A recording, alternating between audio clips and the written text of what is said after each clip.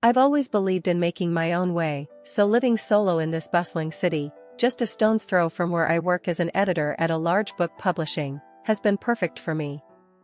My folks, bless them, are just a phone call away, but here in the city, it's all on me.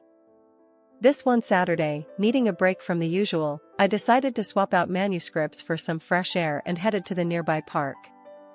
It's my go-to spot for some quiet, usually. I was lost in thought, maybe more than I should have been, because I didn't see the bike path up ahead. "Watch out." That was the first thing he said to me. I jumped back, just in time as this guy on a bicycle screeched to a halt right where I would have been a second later. "Jesus, lady, you trying to get yourself killed?" he snapped, catching his breath. He was clearly annoyed but also seemed relieved that he hadn't hit me. "I'm so sorry, I wasn't looking. Are you okay?" I stammered, feeling like a complete fool. "Yeah, I'm fine. No thanks to you, though.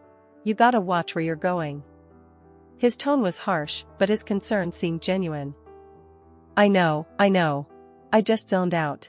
"Thanks for stopping in time," I replied, feeling my cheeks heat up. He ran a hand through his hair, looking a bit calmer. "Alright, no harm done, I guess. But maybe keep off the bike lane, huh?" "Deal," I said, managing a small smile. "I'm Jenna, by the way." "Tom," he said, offering a hand, which I shook. "So, Jenna, always this distracted, or is it just my lucky day?" "Only on Saturdays," I quipped back, feeling a bit more at ease. We both laughed, and somehow, that awkward start turned into coffee at the nearby cafe. Turns out, Tom worked at a car sales company. He was straightforward, kind of blunt, but funny. We talked about everything, from books, which he admitted he didn't read much of, to cars, which I knew nothing about. It was easy, simple conversation, the kind where you suddenly realize hours have passed. "Didn't think I'd end up spending my afternoon with the woman who almost wrecked my bike," Tom said as we stood up to leave. "And I didn't think I'd be thanking the same guy who called me a killer on our first chat," I shot back, laughing. "Well, guess we're both full of surprises. Can I see you again, Jenna? Maybe on a day when you're not in the path of moving vehicles?" I nodded, smiling. "I think I can arrange that." Over the next few weeks, Tom and I started seeing each other more often. At first, it was just casual coffee dates and walks through different parts of the city. He had a rough way of talking, but it grew on me, felt real and down to earth. Before I knew it, these friendly meetups turned into late-night talks, dinners at places that became our spots, and slow, revealing conversations about our lives. There was something about Tom that felt familiar and exciting at the same time. I was drawn to his blunt charm, and from those ordinary meetings, an affair began. The more things progressed with Tom, the more inevitable it became that I'd meet his folks. They lived in the suburbs, a nice big house with a yard and all. Tom had warned me his mom was a bit traditional, but I wasn't prepared for just how much. We pulled up to their house, and right from the start, it was clear his parents had been eagerly waiting for us. His mom, a robust lady with a warm smile, welcomed us at the door, enveloping Tom in a big hug and giving me a once-over that felt a bit too long. "Jenna, dear, it's so nice to finally meet you. Tom has told us so much about you," she said, pulling me into a hug that felt more like she was trying to figure out my dress size than welcome me. "Thanks, Mrs. Harper, it's great to meet you too," I replied, trying to match her warmth. We sat down in the living room, and Mrs. Harper wasted no time diving into the conversation. "So, Jenna, Tom tells us you work at a publishing house. That must be exciting, handling books all day." "It is, Mrs. Harper. I love my job. It's fulfilling to be part of the creative process," I said, glancing at Tom, hoping he'd help steer the conversation. "That's nice, dear. But you know, once you two settle down, you'll need to think about what's really important. Family should come first, and a woman's touch in the home is irreplaceable," she said, not missing a beat. Tom's dad, who had been quietly observing the exchange, chimed in with a nod. "Absolutely. A stable home is the foundation of a good life. Right, son?" Tom shifted uncomfortably but managed a nod. Yeah, Mom, Jenna's really great at managing her time though. She's pretty organized and sharp. Well, of course, but managing a home is different, you know. It's a full-time commitment, his mom countered, fixing her gaze on me like she was trying to solve a puzzle. I cleared my throat, feeling the need to defend my position. I believe it's possible to balance both, Mrs. Harper. I think a modern family can have two working parents. It's all about teamwork, isn't it? Mrs. Harper smiled, but it didn't quite reach her eyes. Oh, dear, that's a nice thought. But in reality, children need their mother. And a house needs a woman's touch, not just a quick sweep. The conversation drifted to other things, but the seed had been planted. Dinner was served, and it was like sitting in a minefield. Every compliment about the food felt like a veiled suggestion for me to take notes. Jenna, do you cook often? Mrs. Harper asked as she served a perfectly roasted chicken. Sometimes, when I can. Work keeps me pretty busy, I replied, trying to keep it light. Ah, well, you'll find great satisfaction in keeping your family fed and your house in order. There's a rhythm to it that's quite fulfilling, she explained, passing the mashed potatoes like she was handing down wisdom. Tom kicked me under the table lightly, a silent signal to not get riled up. I just smiled, sipping my wine a bit more than usual, thinking about how this dinner was more an interview than a meal.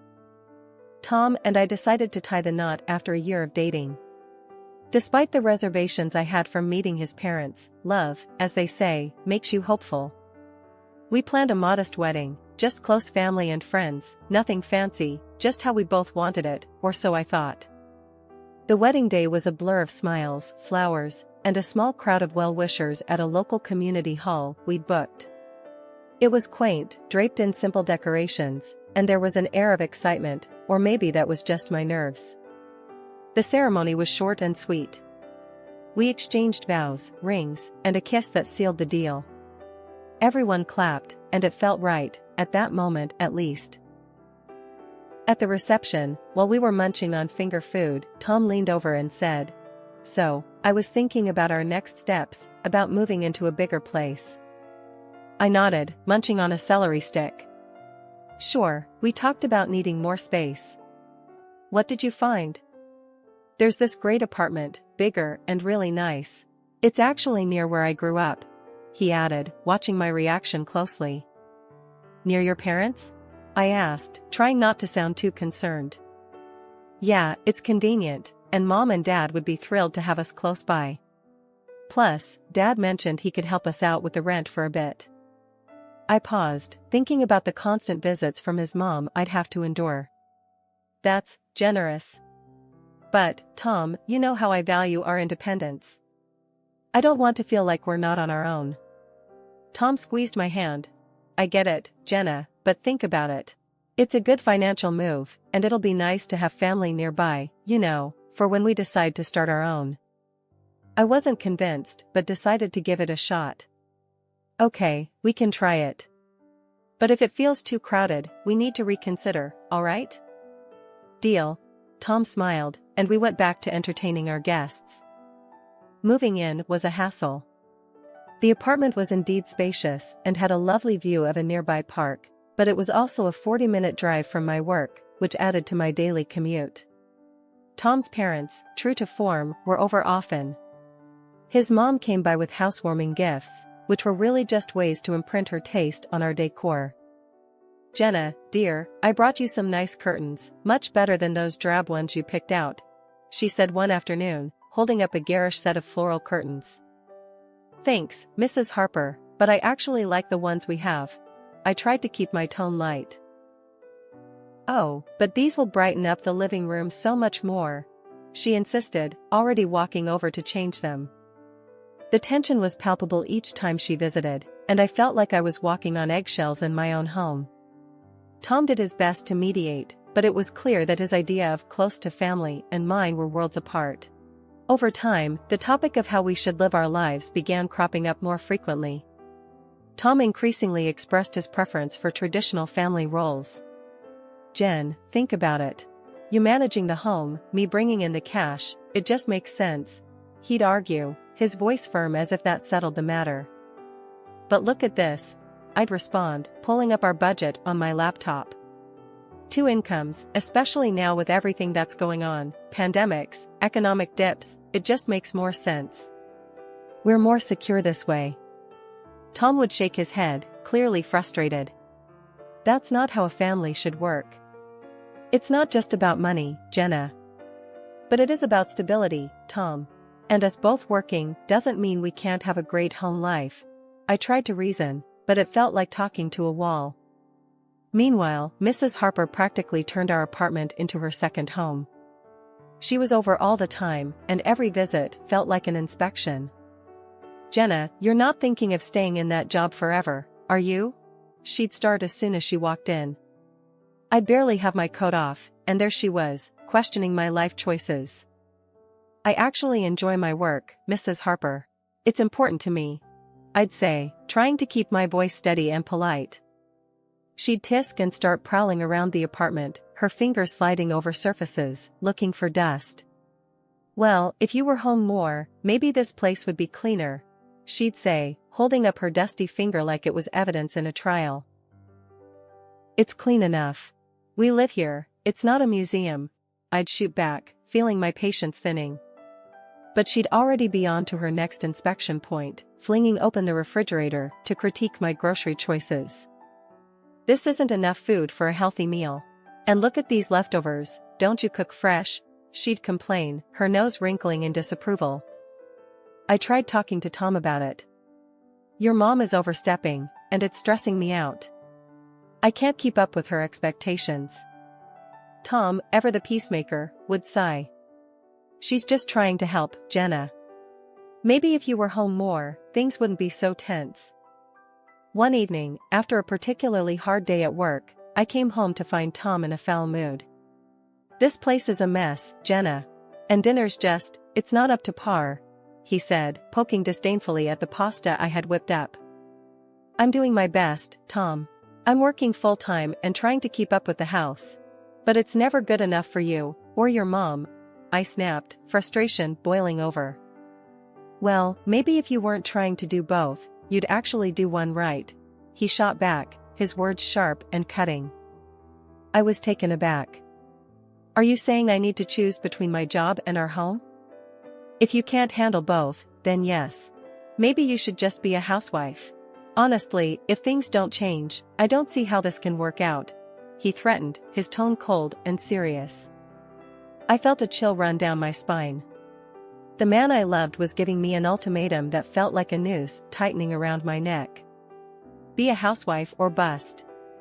It was clear that the life I had built, my career, my independence, was slipping through my fingers the more I tried to cling to it.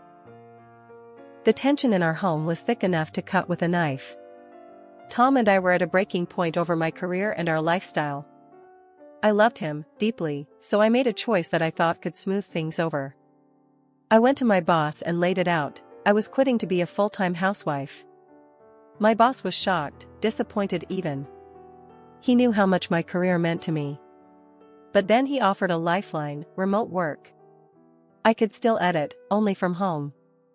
It wasn't ideal, but it felt like a compromise I could live with without completely losing myself. I didn't tell Tom about the remote work arrangement. Instead, I told him I had quit my job to focus on our home. His face lit up in a way that both warmed and broke my heart. That's great, Jen. It'll be better for us, you'll see, he said, pulling me into a hug that felt like he was clinging to a newfound peace of mind. I threw myself into the role of housewife, handling the chores, cooking meals, and making sure everything was just right for when he came home from work. But as soon as he left for work each morning, my laptop opened, and I was back at my editor's desk, remotely. The balance was precarious, juggling my secret work life with the domestic life Tom believed I had embraced. I funneled the money I earned into a separate account. It seemed smarter to have a financial cushion that Tom didn't know about, just in case. Living on just Tom's salary was his idea, and it strained our finances more than he realized. Just 3 months in, the cracks began to show. We're running low on everything, Tom. We need to rethink our budget. I approached the topic one evening, hoping for a rational conversation. "What are you talking about? You're just not managing our money right. You need to cut back on spending," he snapped back, frustration lacing his words. His words stung. I hadn't bought anything for myself in ages, always hunting for deals and scrimping wherever I could.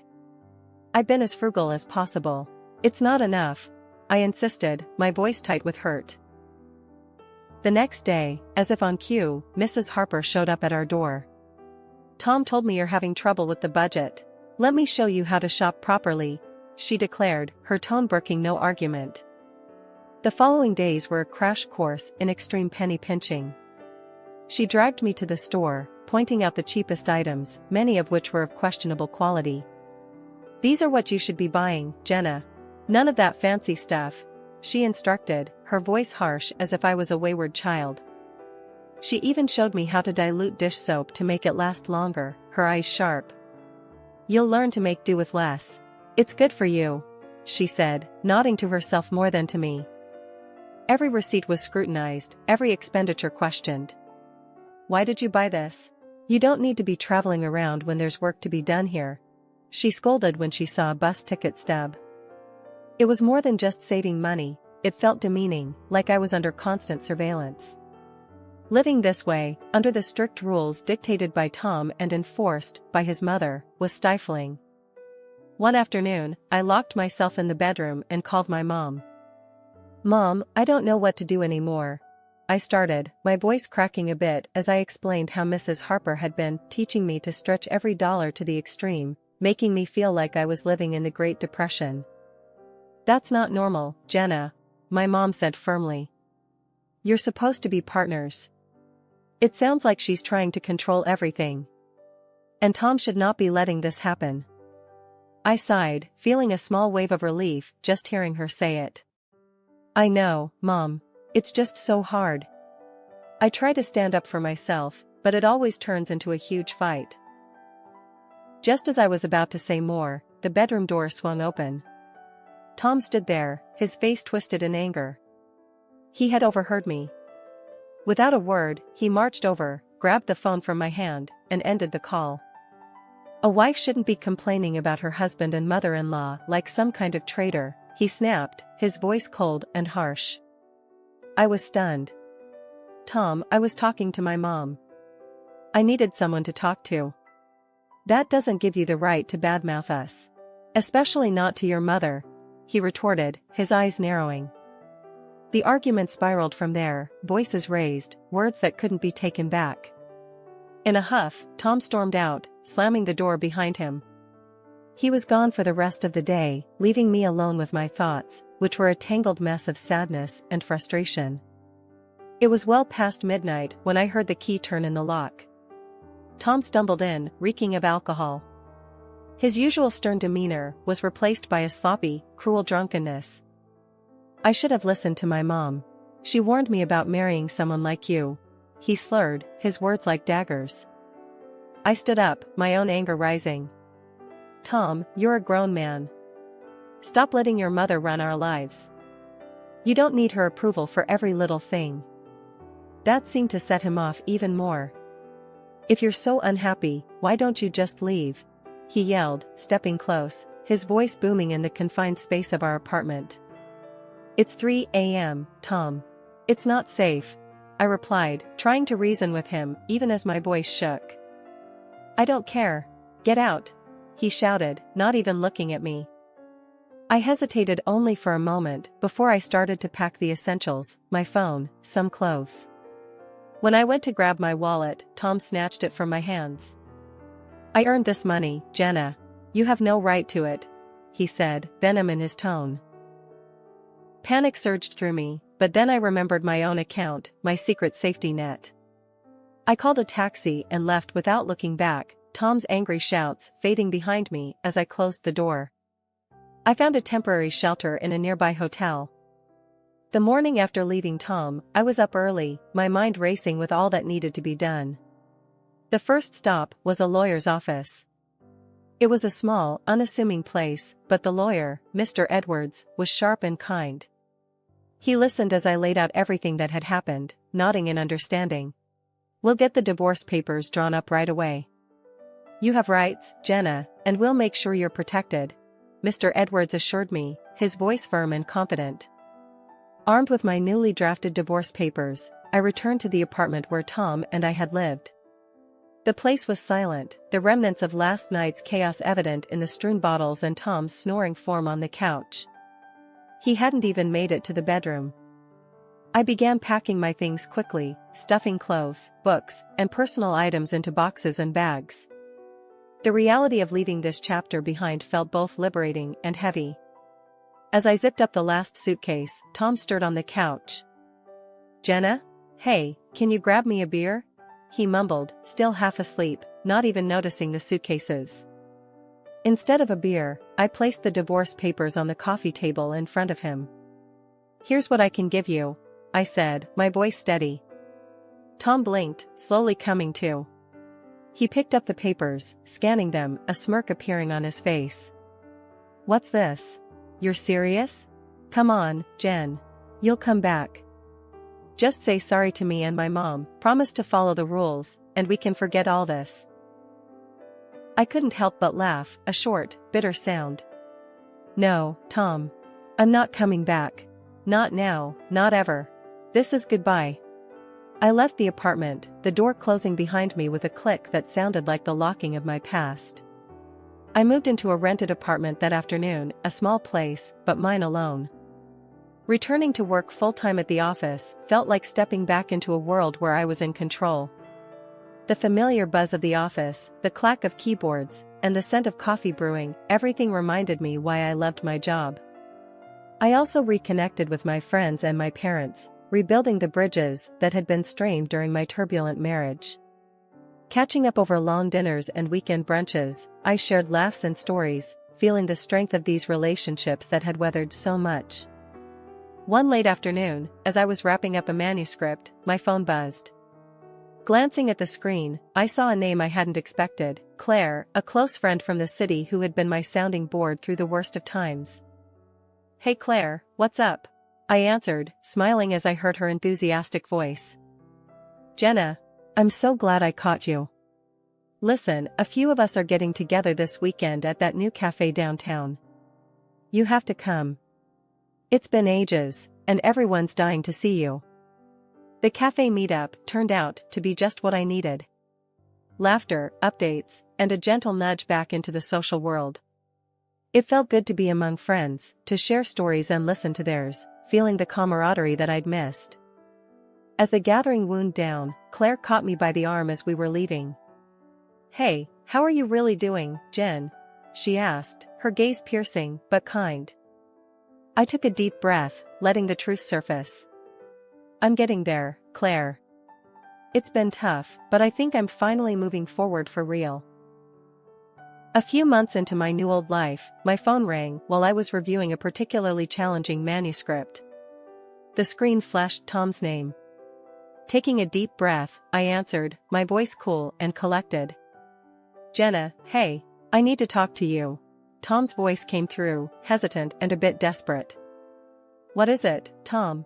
I asked, not really in the mood for pleasantries. Well, I got fired. He blurted out. And things are tight. I was wondering. You need money. I finished for him, not surprised by the turn of the conversation. Yeah. And, well, I was thinking maybe we could start over, you know? If you apologize to my mom and me, and we could try again. You could take care of us. His voice was hopeful, almost pleading. I couldn't help it, I burst into laughter. The idea was so ludicrous it took me a moment to gather myself. Tom, you're joking, right? You want me to apologize, support you, and come back to all that mess? You've ditched your principles pretty fast, haven't you? There was a silence on the other end. So, is that a no? Yes, Tom, that's a no. A big one, I replied, still chuckling at the absurdity. I'm doing well, really well actually, and I'm not about to give up my freedom and happiness for another round of whatever that was. Hanging up, I shook my head in disbelief. The call was a stark reminder of how far I had come and how much I had changed. I was free, truly free, and it felt liberating. I turned back to my manuscript, a smile playing on my lips. The idea of jumping back into a relationship wasn't appealing at the moment.